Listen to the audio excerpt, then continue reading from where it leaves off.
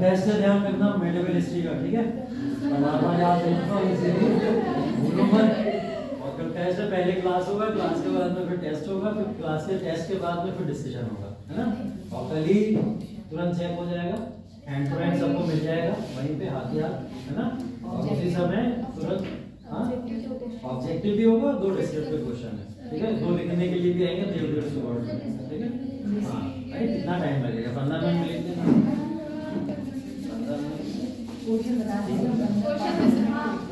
मैं बता के दूंगा तब तुम लोग नहीं लिख पाओगे।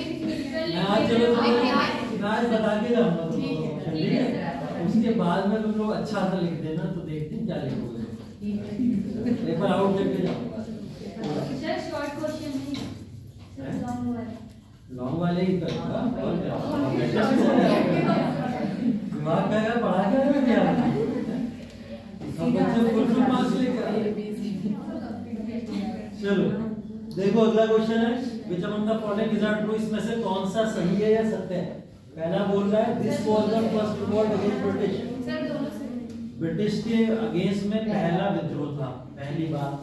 दूसरा leaders had a vision of unified India. इस समय के लीडर्स के पास में भारत को एकीकरण करने का विजन था। क्या वो भारत को एकीकरण करके युद्ध लड़ रहे थे? सब अपने अपने लिए तो लड़ रहे थे। क्या होगा? पहला ऑप्शन फिर से पढ़ लो एक बार।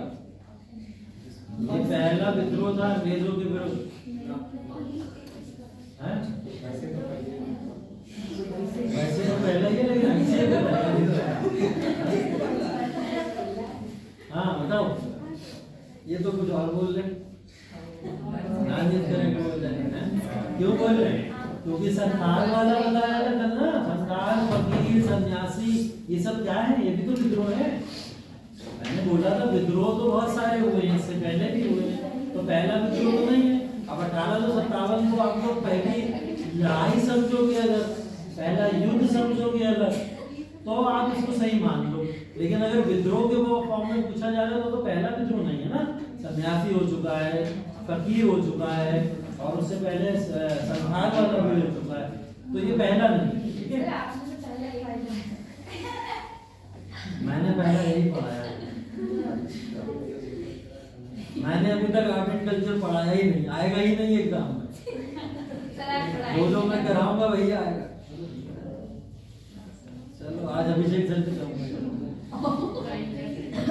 बच्चे का नाम जो कराओगे वही आएगा, बाकी और सारे मास्टर ऐसे ही। तो जोड़े हो। चलो देखो, फाइंड द इनकरेक्ट ऑप्शन। इसमें से गलत पूछ रहा है। Introduction of the Enfield rifle was the immediate factor for the start of the revolt. ये रिवॉल्ट स्टार्ट होने के पीछे कारण ये है कि इस समय में एनफील्ड राइफल को इंट्रोड्यूस किया गया था। तत्कालिक कारण ये है, ठीक है? पहला ऑप्शन दे रहा है। दूसरा ऑप्शन दे रहा है revolt broke out in northern and central part of India.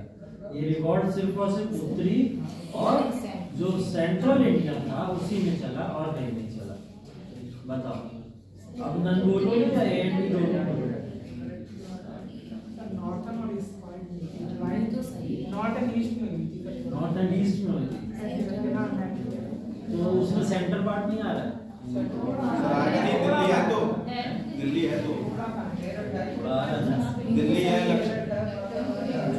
पूछ रहा है इनकरेक्ट, इसमें से गलत कौन सा है? सर कोई नहीं गलत, कोई नहीं गलत है, मतलब नन हो जाएगा। दोनों गलत है क्योंकि सही में तो गलत पूछ गया तो दोनों तो सही है। अरे वाह,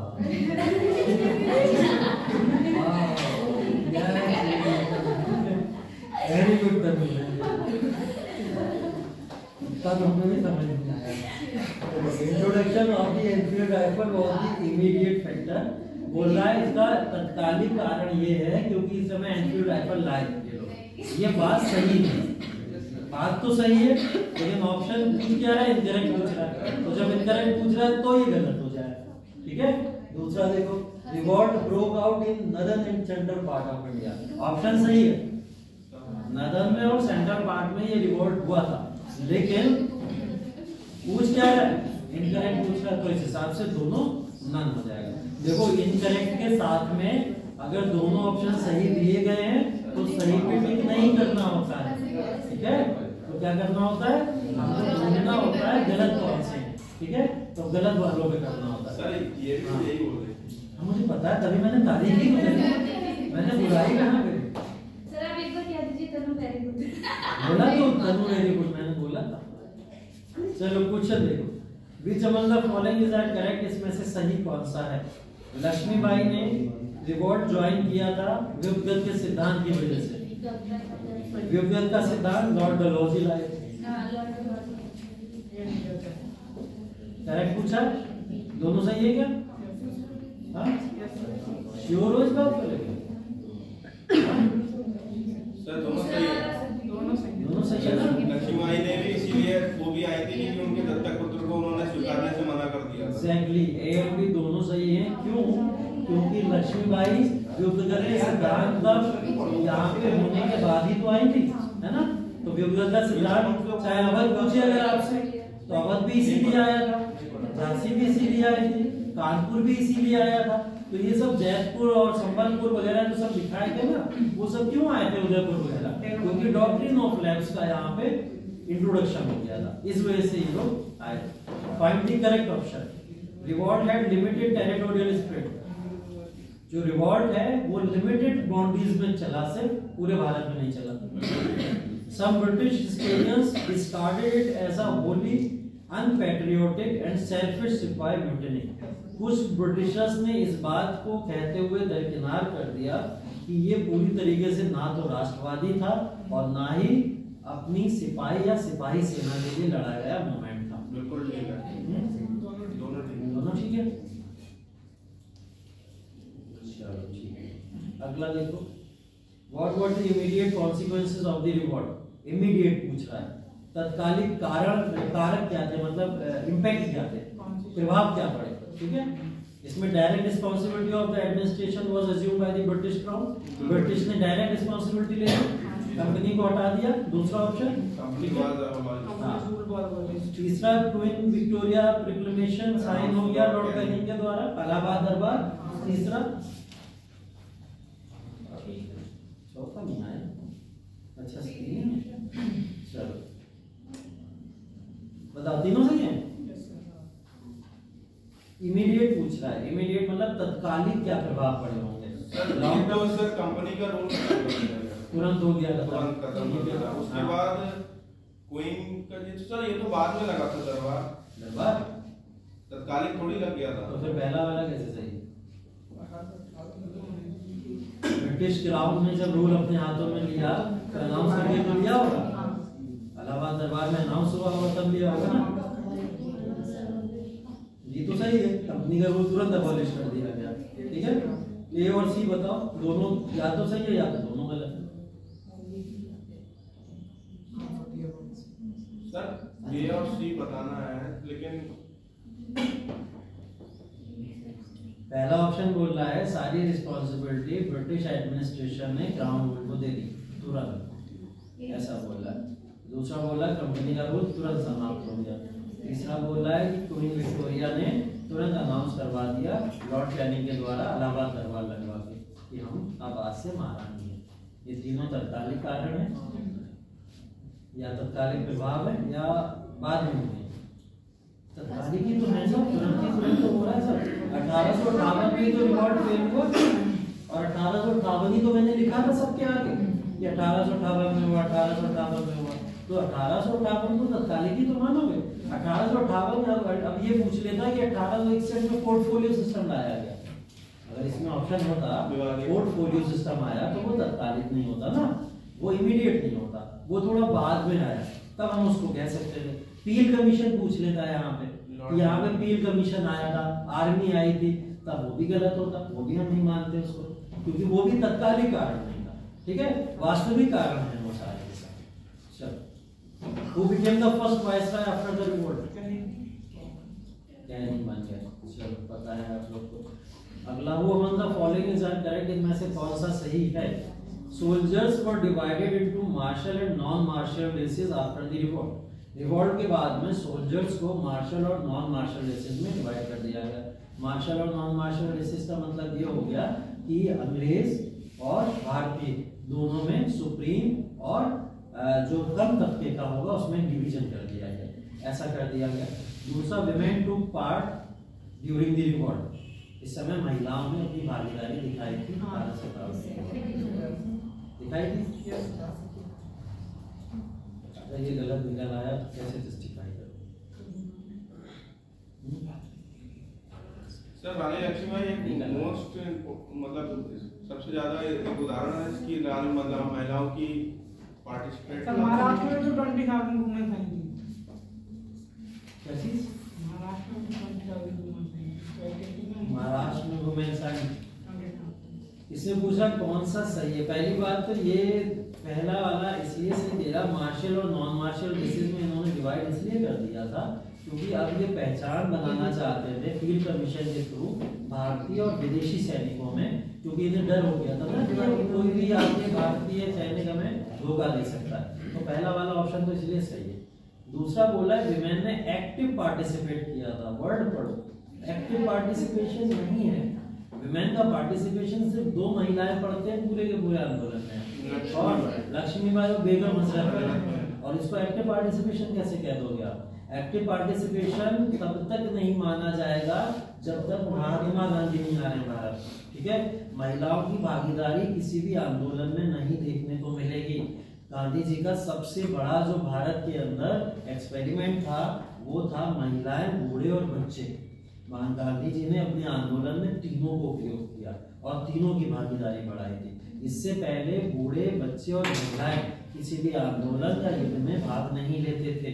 क्यों? क्योंकि एक परंपरा चली आई थी हमेशा से कि महिलाएं युद्ध से दूर रहेंगी, बुजुर्ग युद्ध से दूर रहेंगे, बच्चे युद्ध से दूर रहेंगे। गांधी जी बोले जब युद्ध से यही दूर रहेंगे तो इन्हीं पे तो लाठी नहीं चलाओगे, तो मैं इन्हीं को सामने लेके आऊंगा। तो गांधी अपने आंदोलन में इन्हीं को सामने लाते थे और इसी के थ्रू उनके आंदोलन सफल हो जाते थे। तो महिलाओं की भागीदारी 1917 से पहले किसी भी आंदोलन में सक्रिय नहीं है, ठीक है, इस बात को ध्यान रखिएगा। गांधी के आने के बाद में महिलाओं की भागीदारी शुरू होती है सक्रिय रूप से। एक्टिव पार्टिसिपेशन नहीं होता अगर तो ये ऑप्शन सही होता, ठीक है, क्योंकि 2 महिलाएं तो दिख रही है ना, ऐसा तो दिख रहा है ना। वुमेन ने पार्ट लिया 1857 रिवॉल्ट में तो ठीक है, लेकिन वुमेन ने एक्टिवली पार्ट किया ये गलत है। तो ये शब्दों का खेल है यूपीएससी पूरा का पूरा, सोच समझ के ही आंसर जरूर लगाइए। इसमें जो एडमिनिस्ट्रेटिव चेंज हुए थे, प्रशासनिक परिवर्तन हुए थे इस समय, उसके बारे में सोचने को बोला जा रहा है। पहला, Indian branch of the army was used for expansion and the British army as an army of occupation. भारतीय आर्मी को जो यूज किया जा रहा था वो साम्राज्यवाद को बढ़ावा देने के लिए यूज किया जा रहा था। मतलब भारत की आर्मी को यूज किया जा रहा है अवध को कंट्रोल करने में, भारत की आर्मी को झांसी को कंट्रोल करने में यूज किया जा रहा है, और दूसरी तरफ लिखा जा रहा है ब्रिटिश आर्मी को सिर्फ और सिर्फ एक पेशे की तरह यूज किया जा रहा था कि ब्रिटिश आर्मी को किसी को जाकर कंट्रोल नहीं करना, ब्रिटिश आर्मी सिर्फ रहे अपना पूरा का पूरा यहाँ पे योगदान दे और हमसे सैलरी लेके चला जाए, ठीक है। ये बोल रहे हैं ये लोग पहले वाले ऑप्शन में। समझ आ गया पहला ऑप्शन? भारतीय आर्मी साम्राज्यवाद के लिए यूज की जा रही थी और ब्रिटिश आर्मी सिर्फ और सिर्फ सैलरी बेसिस पे उनको रखा गया था, ऐसा, ठीक है। दूसरा, there was now to be 1/3 of white army as against 14% before 1857।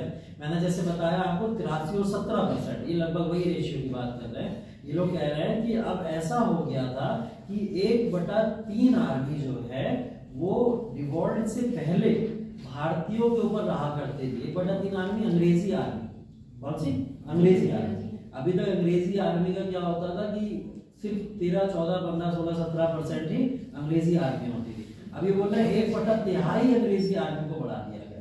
क्या 1857 के बाद ऐसा हुआ था? हुआ था, लेकिन पहले ऐसा था क्या? पहले नहीं था ऐसा, ठीक है। तो ये पूछ रहे हैं कि 1857 में क्या प्रशासनिक परिवर्तन हुए? पहला वाला प्रशासनिक परिवर्तन था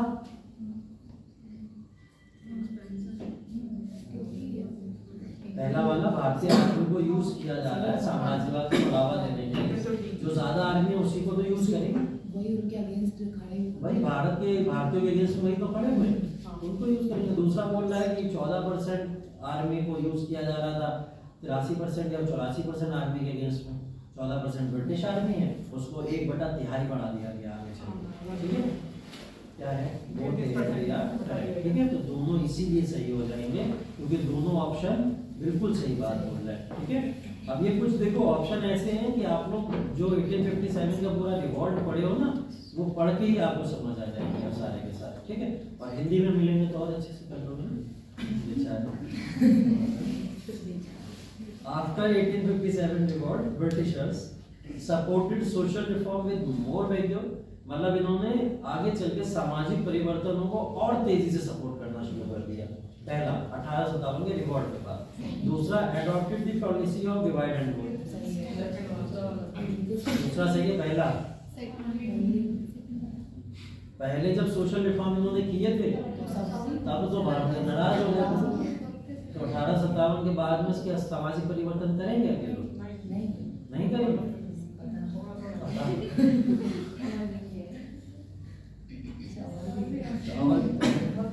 सप्रेस फ्रीडम ऑफ प्रेस और इंक्रीज सोशल सर्विसेज। इन्होंने फ्रीडम ऑफ प्रेस मतलब प्रेस की स्वतंत्रता को दबा दिया 1857 के विद्रोह के बाद में। और चौथा सोशल सर्विसेज को इंक्रीज कर दिया, मतलब सामाजिक सेवाएं बढ़ा दी। 1857 के विद्रोह के बाद क्या परिवर्तन हुए, क्वेश्चन है ये। पहला परिवर्तन कह रहा है कि पहले से ज्यादा अब सामाजिक परिवर्तन होने लगे। ठीक है, दूसरा ऑप्शन कह रहा है पॉलिसी जो डिवाइड एंड रूल है उसको इन्होंने अडॉप्ट कर लिया। ठीक है, चलो दूसरा तो पता ही है तुम लोग को, डिवाइड एंड रूल तो किया ही था ना, तो बी वाला तो सही होगा ही ना। चलो जिसमें बी है वो सही होगा, जिसमें नहीं है वो हटा दो, सेकंड वाला हटा दो। ठीक है, अगला बोल रहा है suppress freedom of press, press की स्वतंत्रता को दबाना शुरू कर दिया।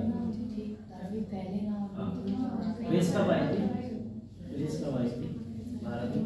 पुर्तगीज लाए थे। और प्रेसों के थ्रू झंडा न सब सकते थे इस समय में 1857 के समय। प्रेस के ही तो पता चला लोगों को क्रांति चल रही है, विद्रोह चल रहा है, तो क्या सप्रेस नहीं करेंगे प्रेस को? बिल्कुल करेंगे कि आगे और ज्यादा विद्रोह न फैले, तो ये लोग प्रेस को सप्रेस करेंगे, तो सी वाला भी सही हो जाएगा। देखो, और इंक्रीज सोशल सर्विसेज, इन्होंने पहले से ज्यादा सामाजिक सेवाओं को बढ़ा दिया है।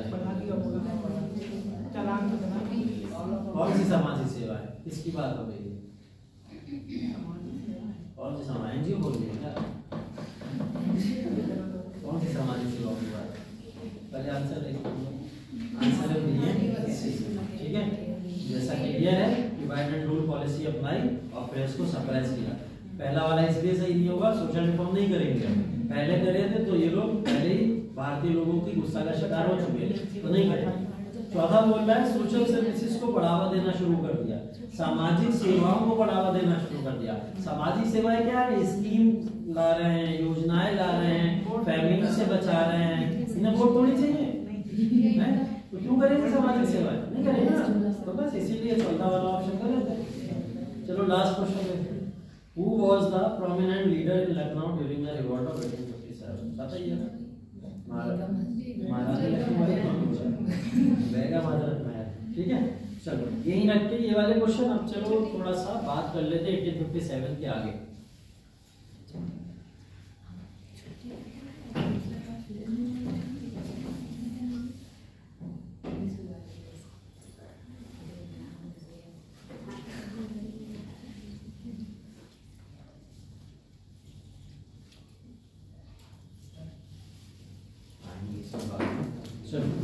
हम लोग बात कर रहे थे 1857 के रिवॉल्ट की, और रिवॉल्ट लगभग खत्म हो गया। क्वेश्चन भी आप लोग ने लगा लिए, ऐसे ही क्वेश्चन आएंगे।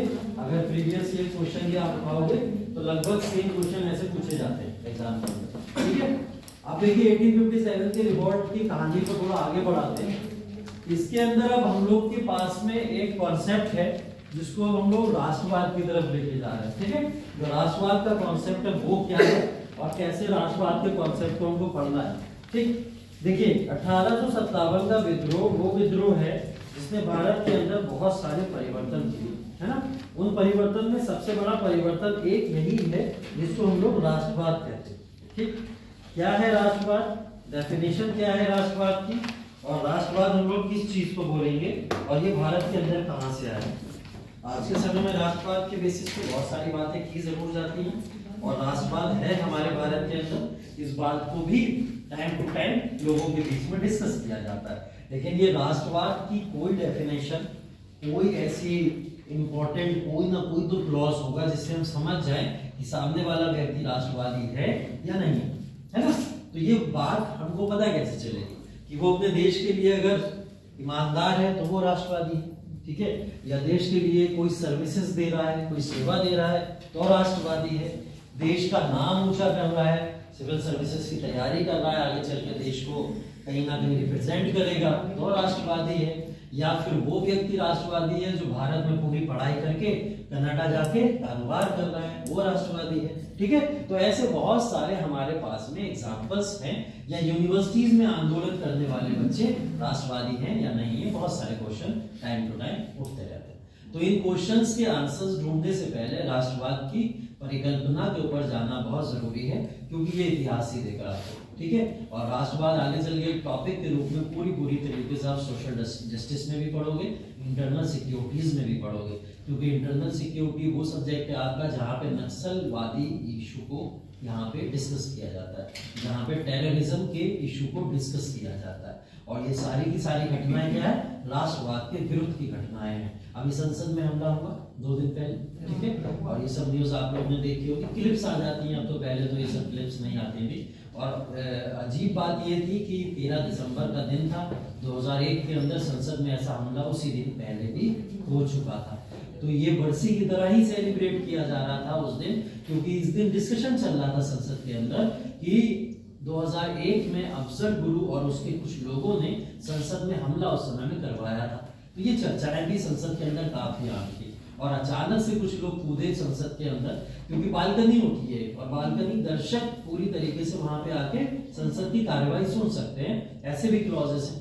हालांकि सिक्योरिटी का बहुत उपयोग किया जाता है, ऐसे किसी को घुसने नहीं दिया जाता है, फिर भी कैसे 2 लोग अंदर घुस गए और घुस के संसद में कूद गए, और कूदने के बाद में उन्होंने वहां पे गैस वगैरह भी इतनी छोड़ी कि धुआं हर जगह दिखाई दे रहा था। तो कई लोगों को तो लगा कि ये घटना 20 साल 22 साल पुरानी फिर से रिपीट हो गई और संसद में बम वाला हमला फिर से हो गया, ऐसा हो, लेकिन एक्चुअल में वो नहीं था। और अभी तक हमें मंशा भी नहीं समझ आ पाई है, 2 दिन में कुछ नहीं समझ आता, तो अब ये भी नहीं पता कि संसद में ये लोग कर क्या रहे थे। अब ये लोग जो बाहर थे, ऐसे 6 लोग थे टोटल, इन 6 लोगों के अंदर बाहर 2, एक महिला थी, एक पुरुष था, और वो दोनों बाहर नारे लगा रहे थे भारत माता की जय, ठीक, भारत माता की जय नारा भी लगा रहे हैं, संसद में कूद के हमला भी कर रहे हैं, तो नहीं समझ आ रहा है ये कौन सा राष्ट्रवाद है ना। मतलब एक तरफ आप भारत माता की जय के नारे भी लगा रहे हो और दूसरी तरफ संसद में भी कूद के हमला कर रहे हो, जो भारत की सबसे बड़ी इकाई है संसद, जहां से पूरा देश चलता है। जो संसद के प्रति वफादार नहीं है वो शायद देश के प्रति वफादार नहीं है, ऐसा बोला जाता है ना। तो ये वाली जो कॉन्सेप्ट है, इस कॉन्सेप्ट को समझने के लिए पुराने कुछ कॉन्सेप्ट पे चलना पड़ेगा। चलते हैं थोड़ा यूरोप की तरफ। यूरोप वो देश हैं पूरी दुनिया में जिन्होंने आगे चल के रास्ते दिखाए हैं विश्व को पूरा कि अब आगे आपको ये करना है, आगे ये करना है, आगे ये करना है। जैसे मैंने कैपिटलिज्म इंडस्ट्रियल रिवॉल्यूशन की भी चर्चाएं की, कैपिटलिज्म इंडस्ट्रियल रिवॉल्यूशन ये सब परिकल्पनाएं यूरोप जैसे देशों की हैं, है ना। तब जाके हमको मिला, तब जाके हमने यहाँ पे हरित क्रांति लेके आए, तब जाके हम और तरीके की क्रांति यहाँ पे लेके आए, इंडस्ट्रीज लगाई, तब हम समझे प्रॉफिट भी कुछ होता है ना। तो ये सब चीजें हमें वहीं से मिली, यूरोपीय कंट्रीज से। लेकिन इन यूरोपीय कंट्रीज के बीच में एक चीज और पॉपुलर थी, और वो था राष्ट्रवाद का कॉन्सेप्ट, जो शायद भारत में अभी तक नहीं था, लेकिन कहाँ पे था, यूरोप में तो था। यूरोप में ये कॉन्सेप्ट आया कहाँ से था, फ्रांस की क्रांति पढ़ाया था मैंने, बताया भी था थोड़ा सा फ्रांस की क्रांति के बारे में, जब जयपुर क्लब के मेंबर टीपू सुल्तान ने भारत में उसको सेलिब्रेट किया था। तो वो क्या था, उस समय 1789 चल रहा है, और फ्रांस के लोग ये बात बहुत अच्छे से समझ चुके हैं कि राष्ट्रवाद होता क्या है। तभी उन्होंने फ्रांस की क्रांति की, और फ्रांस की क्रांति सक्सेसफुल हुई। क्यों? क्योंकि वहां के लोग इस बात को समझ गए थे कि अगर हमारा राजा हमको रोजगार नहीं दे रहा है, तो ये राष्ट्रवाद नहीं है। अगर हमारा राजा हमको यहाँ भुखमरी से मरने दे रहा है तो ये राष्ट्रवाद नहीं है। अगर हमारा राजा हमको यहाँ पे किसी भी तरीके की सर्विसेज नहीं दे रहा है जिससे हमारे यहाँ के लोगों का उत्थान हो तो ये राष्ट्रवाद नहीं है। तो उन्होंने बोला राष्ट्रवाद है क्या? उन्होंने बोला राष्ट्रवाद उस शब्द को कहा जाता है जिस शब्द के अंदर कुछ लोग एक पॉलिटिकल बाउंड्री के अंदर रह रहे हैं, एक हमारी राजनीतिक सीमा के अंदर रहते हैं और वहां रह के कॉमन कल्चर, कॉमन एस्पिरेशन और कॉमन गोल्स को जब आपस में शेयर करें तब उसको क्या कहते हैं? राष्ट्रवाद कहते हैं। इसको हिंदी में फिर बता दूं मैं, एक राजनीतिक इकाई के अंतर्गत जब कुछ लोग एक जगह पर रहते हैं और वहां रह के वहां की कुछ कॉमन संस्कृति को फॉलो करते हैं। कॉमन संस्कृति भारत के अंदर अगर हम लोग बात करें तो एक कंपोजिट कल्चर का फॉर्म लेती है। कंपोजिट कल्चर की बात अगर हम लोग करें तो हम किसी भी धर्म के हों, कोई भी धर्म अगर हम मानते हों, लेकिन क्या हम अपना प्राचीन इतिहास नहीं मानते? सब मानते हैं। सब उस संस्कृति को फॉलो करते हैं कि हमारे यहाँ पे इंडस वैली सिविलाइजेशन था, हमारे यहाँ पे वैदिक सभ्यता थी, हमारे यहाँ पे वेद थे, पुराण थे। हम इन सब प्रिंसिपल्स को मानते हैं चाहे हम किसी भी धर्म के, क्योंकि हमने ये सब पढ़ा है और इस सब के साक्ष्य देखे। ठीक है, तो हम लोग ये सब चीजें देखते मानते। तो ये कॉमन संस्कृति को हम लोग फॉलो करते चले आ रहे हैं। दूसरी चीज, हमारा इतिहास कैसा होता है? कॉमन होता है। ठीक है, राष्ट्रवाद की दूसरी परिकल्पना क्या है? राष्ट्रवादी लोग वो होते हैं जो एक ही पॉलिटिकल बाउंड्री में रह के समान संस्कृति के साथ साथ में समान इतिहास भी शेयर करते हैं। ठीक है, अब भारत के अंदर जितने भी लोग रहते हैं वो समान इतिहास शेयर करते हैं। हमारे इतिहास में गुप्ता भी हैं, हमारे इतिहास में मौर्य भी हैं, हमारे इतिहास में मुगल भी हैं, हमारे इतिहास में दिल्ली सल्तनत और अंग्रेज भी हैं, सब है। तो हमारा इतिहास तो सब कॉमन ही है। ठीक है, तो जब हम एक इतिहास को कॉमन तरीके से शेयर करते हैं तभी वो पार्ट किसका है? हमारे राष्ट्रवाद का पार्ट। और तीसरी चीज है कॉमन गोल, मतलब हमारा जो टारगेट है, गोल है अगर हमारा, वो सबका कॉमन होना चाहिए। कॉमन गोल तो सबका नहीं हो सकता। कोई आईएएस बनना चाहता है, कोई डॉक्टर बनना चाहता है, कोई इंजीनियर बनना चाहता है। तो मैं इस वाले गोल की बात कर रहा हूँ, मैं राष्ट्र को ऊपर ले जाने की और निर्माण की बात कर रहा हूँ। राष्ट्र के निर्माण को लेके जब हम एक एस्पिरेशन को, एक गोल को साझा करते हैं, उस गोल की बात कर रहा हूँ। कुछ भी बनोगे आप, देश का ही तो नाम रोशन करोगे आगे चल के, देश के लिए ही तो बात करोगे, नहीं करोगे? पापा बनना उनका यही गोल है। मैं आईएएस नहीं बनना, पापा बनना। किसको? तुम्हें सुनने में आया मुझे यहाँ पे आवाजें आ रही हैं। सर कैसी अफवाहें सुन रहे हैं आप? निकलती अफवाहें ना सुने। हाँ, तो क्या मम्मी बनोगे? सर मैं सब कुछ बन रहा हूँ, सब कुछ बन जाओगे। चलो, तो क्या है? कॉमन एस्पिरेशन, कॉमन गोल और कॉमन जब इतिहास और कल्चर सब हम शेयर करते हैं तो ऐसी परिकल्पना को क्या कहते हैं हम लोग? हम लोग कहते हैं इसको राष्ट्रवाद। फिर पाकिस्तानी राष्ट्रवादी क्यों नहीं? इतिहास को वो भी शेयर कर रहे हैं ना हमारे साथ। कॉमन सेम ही तो इतिहास है उनका भी, है ना? अफगानिस्तान का भी तो हमारा इतिहास सेम ही है, क्योंकि अफगानिस्तान भी एक समय हमारी बाउंड्री थी, है? क्यों?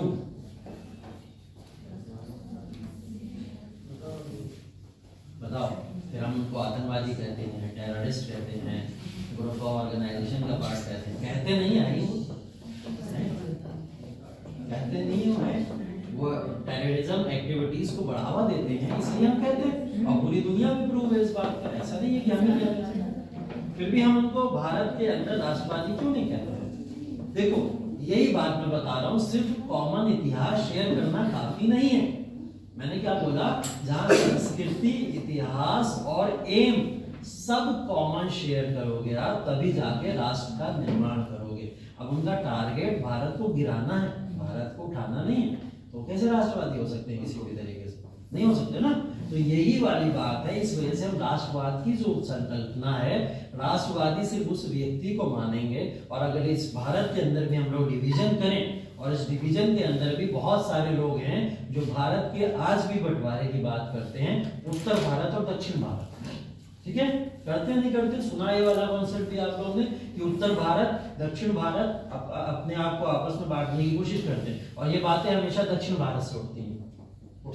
दक्षिण भारत बोलता है हम तो डेवलप्ड हैं, ऑलरेडी पूरी दुनिया में अगर भारत का नाम होता है तो दक्षिण भारत की वजह से होता है। कोई भी अगर आप भारत के अंदर चंद्रयान मिशन से लेकर कोई भी मिशन लॉन्च करोगे तो आओगे दक्षिण भारत के अंदर ही। अगर भारत के अंदर कोई टेक्नोलॉजी की बात करोगे आओगे दक्षिण भारत के अंदर ही। बड़े बड़े साइंटिस्ट से उठा के डेवलपमेंट के सारे पैरामीटर्स उठा के देख लो, लिटरेसी रेट से लेकर महिलाओं को उत्थान तक की बात देख लो, तो सब में दक्षिण भारत आगे।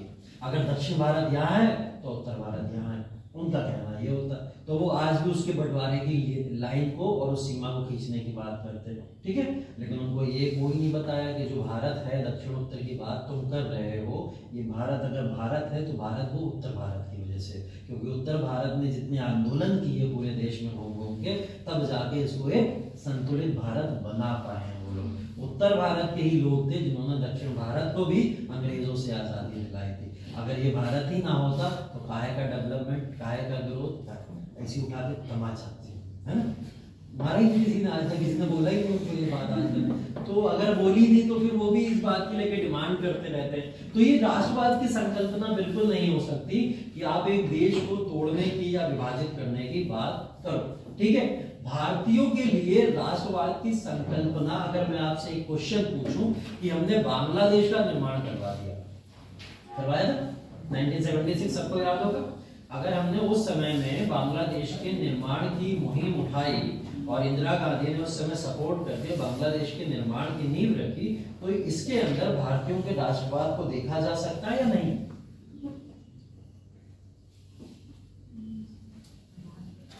ये इतिहास की सबसे बड़ी घटनाओं में से एक सबसे अच्छी घटना है।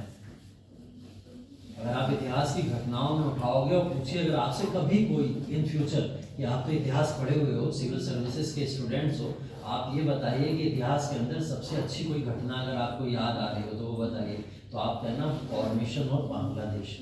बांग्लादेश का फॉर्मेशन भारत का इतिहास का तो उसमें योगदान है, लेकिन हमारे पूरे इतिहास के अंदर सबसे गौरवशाली अगर कोई चीज है तो वो है।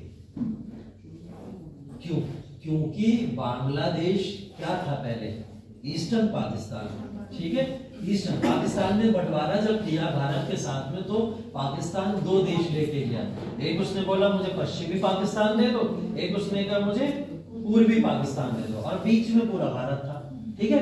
तो वो पागल थे, उन्होंने सोचा हम सैंडविच बना लेंगे भारत, ठीक है, इधर से भी पकड़ लेंगे उधर से पकड़ लेंगे, बाद में भारत जीत लेंगे हम, हैं।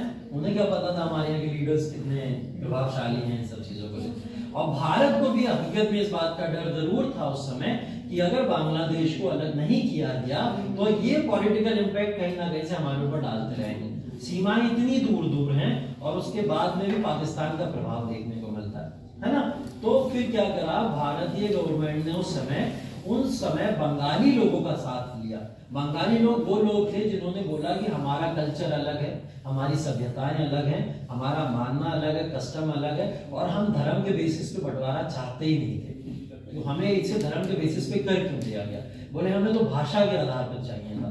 तो बोले भाषा के आधार पे हम बंगाली लोग हैं, हमें बांग्लादेश चाहिए। तो भारतीयों ने समर्थन किया और पाकिस्तान को यहाँ से ईस्टर्न पाकिस्तान खत्म करके बांग्लादेश बनवाया गया।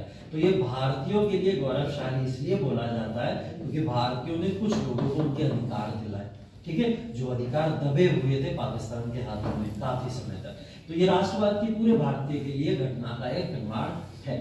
तो राष्ट्रवाद का जो उदय हो रहा है, वो राष्ट्रवाद का उदय आज के समय में भी नए नए फॉर्मेशन लेता रहता है, लेकिन इसकी डेफिनेशन में कभी कंफ्यूज मत होइएगा, क्योंकि राष्ट्रवाद हर वो व्यक्ति को कहने का या राष्ट्रवादी कहने का अधिकार है जो व्यक्ति उस कॉमन इतिहास को भी शेयर कर रहा है, उस कॉमन संस्कृति को भी शेयर कर रहा है, और अपने अंदर ये भावना रखता है कि वो भारत के देश के निर्माण के लिए आगे चल के इस देश को कुछ ना कुछ जरूर देगा। तो ऐसा हर व्यक्ति क्या है? राष्ट्रवादी है, ठीक है। तो ये राष्ट्रवाद की परिकल्पना यूरोपीय देशों ने शुरू करी और यूरोपीय देशों ने ये परिकल्पना को माना करते थे। तभी फ्रांस की क्रांति हुई, तभी इटली का यूनिफिकेशन हुआ, तभी जर्मनी का यूनिफिकेशन हुआ, और तभी जाके इंग्लैंड और अमेरिका के अंदर ये तमाम तरीके के आजादी के हमको पूरे बहुत सारे डेफिनेशंस दिखते। विश्व इतिहास के पार्ट है, ये सब पढ़ोगे आप लोग आगे चल के। तो वहां पे जब ये सारी चीजें चल रही थी तो ये सारी चीजें इम्पैक्टफुल हुई भारत के अंदर, क्योंकि भारत दूर नहीं है अब मीडिया से, भारत के अंदर भी प्रेस है, और प्रेस की जो पूरी सीमा है वो पूरे विश्व के अंदर है, और विश्व की सीमा के अंदर उस प्रेस के थ्रू हर एक इंसान व्यक्ति पढ़ सकता है कि दुनिया भर में चल क्या रहा है। तो किसी ने पढ़ लिया वहां पे कि अगर फ्रांस को आजादी मिली या फिर इंग्लैंड या अमेरिका या इटली या जर्मनी को आजादी मिली, तो क्यों मिली? वहां राष्ट्रवाद की वजह से मिली। और ये राष्ट्रवाद भारतीय लोग अपने अंदर लाना जरूर चाहते थे, लेकिन कोई बड़ी घटना मिल नहीं रही थी। अब बड़ी घटना क्या हुई? 1857 का विद्रोह। 1857 का जैसे ही विद्रोह हुआ, वैसे ही जब ये फेल हुआ, तो फेल होते ही यहाँ के लोगों के अंदर एक परिकल्पना जाग गई कि हम लोग यूनाइट होकर लड़े, ठीक है, हिंदू मुस्लिम एकता हम लोगों ने दिखाई, और ये ब्रिटिशर्स जो हैं ये सब आउटसाइडर्स है, हम सब इनसाइडर्स हैं, और हम ये सब कॉमन चीजें शेयर करते हैं। तो अब हमारी लड़ाई ब्रिटिशर्स वर्सेस इंडियंस है, ठीक है। यहां से ये कॉन्सेप्ट शुरू हुआ और यहीं से ये राष्ट्रवाद की परिकल्पना आई। तब जाके लोगों को समझ आया कि राष्ट्रवाद कुछ है, और जब ये राष्ट्रवाद की परिकल्पना आई तब जाके भारत के अंदर बहुत सारे एसोसिएशंस और बहुत सारे जो है बहुत सारे एसोसिएशंस और बहुत सारी फॉर्मेशन भारत के अंदर होना शुरू हुई। जैसे राष्ट्रवाद की वजह से अगर आप लोग देखोगे तो राष्ट्रवाद की वजह से आगे चल के ईस्ट इंडिया एसोसिएशन जैसा ऑर्गेनाइजेशन बना, ठीक है। ईस्ट इंडिया एसोसिएशन के अलावा अगर आप देखोगे ब्रिटिश इंडिया एसोसिएशन बना। British India association Indian association के फॉर्म में आगे चल के चेंज होता हुआ दिखता है। फिर इंडियन नेशनल कॉन्फ्रेंस बनती हुई दिखती है, और वही आगे चल के किसमें कन्वर्ट हो जाती है? Indian national Congress. तो ये सब किसकी वजह से हुआ? 1857 और 1857 की वजह से राष्ट्रवाद, और राष्ट्रवाद की वजह से इतनी सारी संस्थाएं बन गई, ठीक है। इन सब संस्थाएं में सबसे ज्यादा इंपॉर्टेंट जो संस्था है उसका नाम है कांग्रेस, ठीक है। अब कांग्रेस आज वाली नहीं है, ठीक है, ये ध्यान रखिए। ये कांग्रेस आज वाली नहीं है, तब वाली कांग्रेस और आज वाली कांग्रेस में बहुत फर्क है। तब सिर्फ एक ही पॉलिटिकल पार्टी थी उस समय में, कांग्रेस ही। उस समय नेता जो थे वो नेता थे, हाँ, लीडर जो थे और लीडर्स थे। आज के समय में लीडर्स जो है एक्टर्स भी, ठीक है, और सब मनोरंजन का साधन भी। हाँ, तो वो मनोरंजन का साधन भी, हर तरीके की चीजें देखने को मिलती है, फुल ऑन मनोरंजन। शाम में डिबेट देखोगे बैठ के खूब मजा आता है, ठीक है। सर एक के तो भाषण देख के अच्छे लगे, कॉमेडी देखने का मन नहीं करता। हाँ, कपिल शर्मा शो ही फ्लॉप हो गया वैसे, क्योंकि मीडिया ने अपनी पूरी ताकत झोंक दी थी। बोले ऐसे कैसे तुम फनी शो बना सकते, वो तो हम बनाएंगे। तो ऐसा होता है, कई सारे रिपोर्टर्स तो आपने देखा होगा एक दूसरे को बुलाते हैं, इनवाइट करते हैं, बाद में झापड़ भी चलते हैं वहाँ पे, ऐसे भी होता है ना। तो न्यूज चैनल पे ये भी सब देखने को हमको मिल रहा है आजकल।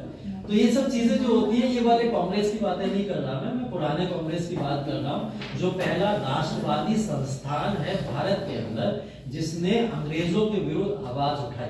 लेकिन उस संस्थान के ऊपर भी आज के समय में भी और इतिहास के कई समय से आरोप लगते चले आए, ठीक है। तो इंडियन नेशनल कांग्रेस, जिसको मैं बार बार राष्ट्रवादी ऑर्गेनाइजेशन बोल रहा हूँ, उसके ऊपर लोगों ने आरोप लगाए हैं कि ये राष्ट्रवादी ऑर्गेनाइजेशन नहीं था। उनका कहना यह था कि उस समय के बड़े बड़े पढ़े लिखे लीडर्स ने अपनी सहूलियत के लिए एक ऐसे ऑर्गेनाइजेशन को जन्म दिया जिससे वो अपनी पैठ जमा सके, ठीक है। ऐसा कुछ लोगों ने आरोप लगाया, और ऐसा भी कुछ लोगों ने बोला कि ये ऑर्गेनाइजेशन सिर्फ और सिर्फ उच्च वर्ग के लोगों को अंग्रेजों के द्वारा लाके भारतीय विद्रोह को दबाने के लिए शुरू किया गया था। ये भी आरोप लगाया, और इन आरोप में लगाने वाले लोगों में कोई बहुत छोटे मोटे लोग नहीं है, काफी बड़े बड़े लोग इसके पार्ट हैं, जिसमें एक नाम बहुत बड़ा लेने जा रहा हूँ, वो है बाल गंगाधर तिलक। बाल गंगाधर तिलक ने कांग्रेस के फॉर्मेशन को लेके बहुत सारे क्वेश्चन उठाए थे, और सेफ्टी वॉल्व थ्योरी, तमाम ऐसे और भी कुछ चीजों को उन्होंने यहाँ पे इजाद किया था। तो बाल गंगाधर तिलक आगे चल के कांग्रेस के पार्ट भी रहे, ऐसा नहीं था कांग्रेस के पार्ट नहीं थे, बाद में कांग्रेस के पार्ट भी रहे, और फिर भी उन्होंने इसके ऊपर आरोप लगाए। तो कांग्रेस की स्थापना क्यों इतनी कंट्रोवर्शियल है, और कांग्रेस की स्थापना के पीछे क्या इतने कारण उत्तरदायी थे? क्या कांग्रेस स्थापना होनी चाहिए थी, आजादी उनको ऐसे ही मिल जाती? इस सब के बारे में थोड़ा सा जानना जरूरी है। कांग्रेस के ऑर्गेनाइजेशन के पीछे पहले कुछ लीडर्स के नाम लेने जा रहा हूं मैं, उन लीडर्स को आपको आगे भी सुनना है, जो नरम दल के नेता थे, ठीक है। नरम दल के नेता का मतलब जिनका व्यवहार नरम दल का था, मतलब वो नेता वायलेंस बिल्कुल भी पसंद नहीं करते थे, उन्हें वायलेंस नहीं पसंद था, हिंसा पसंद नहीं करते थे। वो पेटिशन, प्रेयर्स और सिर्फ एप्लीकेशंस पे डील करते थे। मतलब अगर हमें अंग्रेजों से अपना कोई कार्य करवाना है तो हम उनके सामने एप्लीकेशन दे देंगे, पेटिशन डलवा देंगे, उनके सामने रिक्वेस्ट कर लेंगे, लेकिन हम उनके ऊपर हमला नहीं करेंगे, हम उनके ऊपर हिंसा नहीं करेंगे। ये हमारे सांस्कृतिक तत्व नहीं है, ऐसा मानना था इनिशियल लीडर्स का जिन्होंने कांग्रेस की स्थापना करी। क्यों मानना था? क्योंकि कांग्रेस की स्थापना के पीछे कुछ अंग्रेजों का भी हाथ था।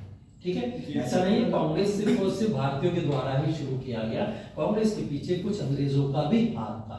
एक बहुत पॉपुलर नाम है जिनका नाम है एओ ह्यूम। ठीक है, एओ ह्यूम वो व्यक्ति था जो आईसीएस था।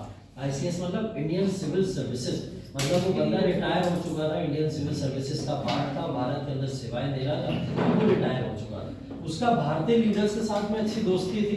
कुछ लीडर्स भारतीय थे जैसे बदरुद्दीन तैयब जी, व्योमकेश बनर्जी थे उस समय, ठीक है, डब्ल्यूसी बनर्जी जिनको हम लोग कहते हैं। और उसके अलावा आप लोग दादा भाई नौरोजी का भी नाम यहाँ पे ले सकते हैं, वो भी थे, गोपाल कृष्ण गोखले भी थे, और ऐसे तमाम लीडर्स उस समय बड़े बड़े दल के जो थे, इनके कुछ अच्छे संबंध थे इनके साथ।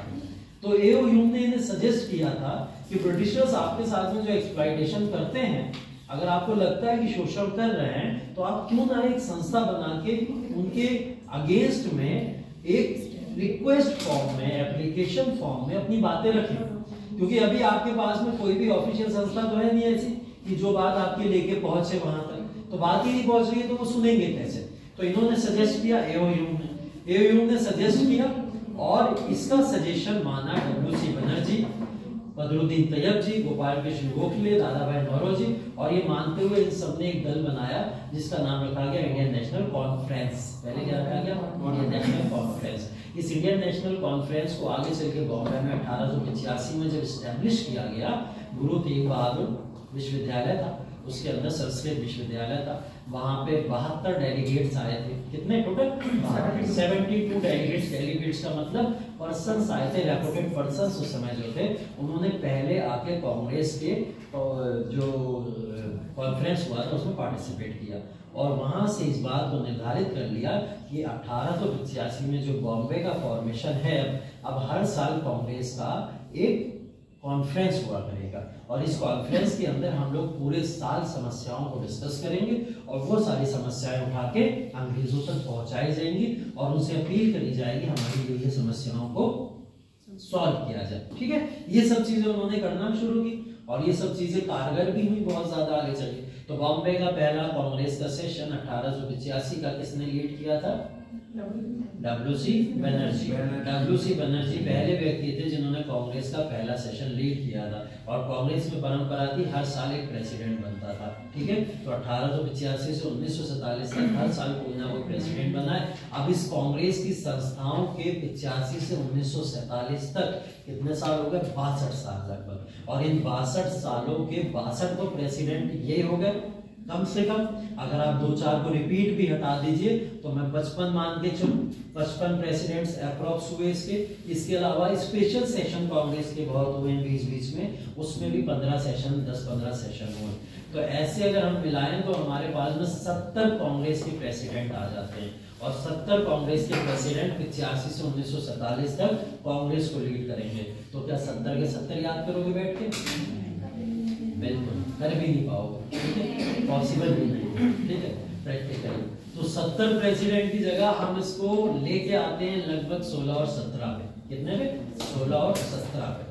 तो 70 से मिनिमाइज करके हम इसको 16-17 प्रेसिडेंट पे लाएंगे, और उन प्रेसिडेंट्स के बारे में, उनके बारे में हमको पढ़ना है, वो इंपॉर्टेंट प्रेसिडेंट। जैसे कि पहला प्रेसिडेंट कांग्रेस का कौन हुआ? जैसे डब्ल्यूसी बनर्जी की बात हुई। पहला मुस्लिम प्रेसिडेंट भारत में कौन हुआ?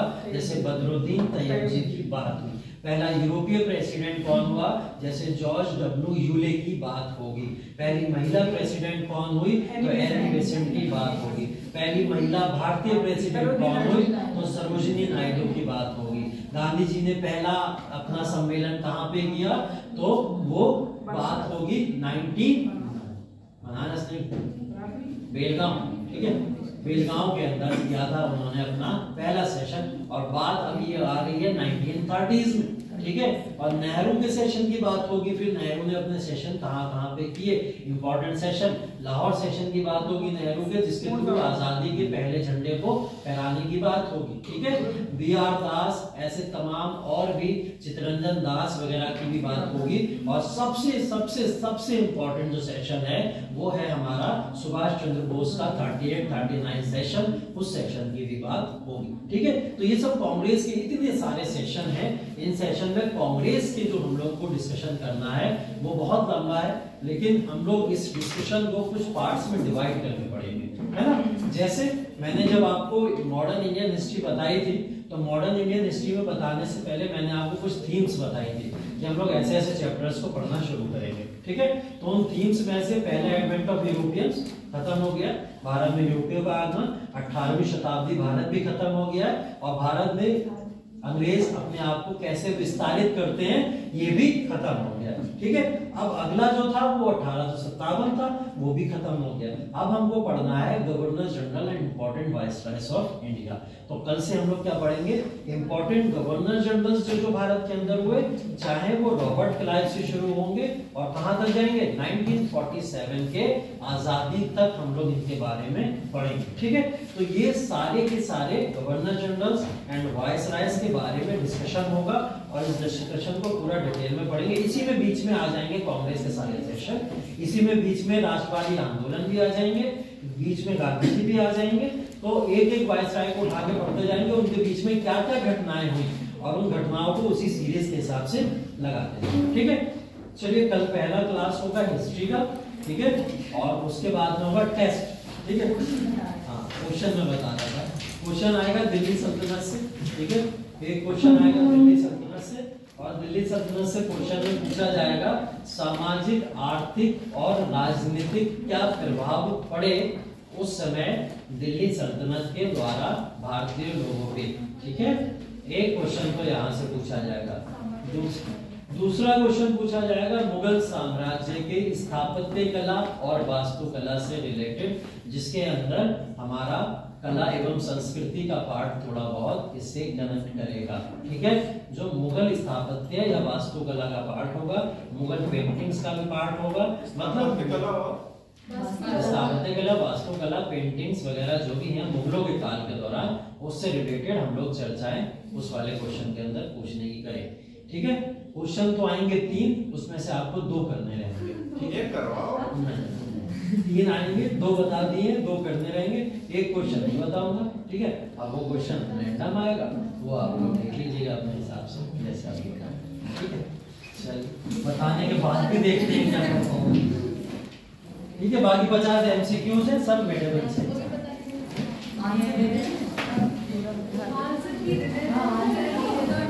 घर पे कर लूंगा ना, जाके